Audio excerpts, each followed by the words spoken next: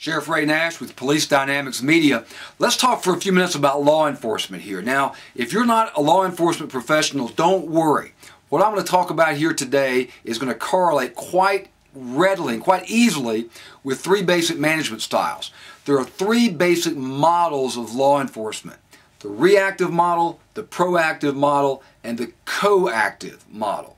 Now, these correlate very, very nicely with what Stephen Covey has been teaching us with the 7 habits of highly effective people as you move from dependence to independence to interdependence. Same basic model. So bear with me if you're not in the realm of law enforcement. But in the law enforcement realm, we have this reactive model. We all understand what that is.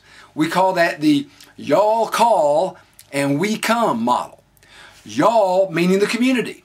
Basically, we're saying, y'all call us and we'll come, eventually, because it may take us a while to get there because we're busy, for crying out loud. We got a lot of stuff going on. We got all these things happening, but sooner or later, in this reactive model of policing, sooner or later, we are going to respond to that call. And we don't give a whole lot of thought to the nature of the call, except perhaps to prioritize it somewhat. But sooner or later, a police officer, a deputy sheriff is going to show up on your doorstep to deal with whatever that problem is. And we don't really give a lot of thought as to whether or not that particular problem is in any way at all related to the accomplishment of the police mission.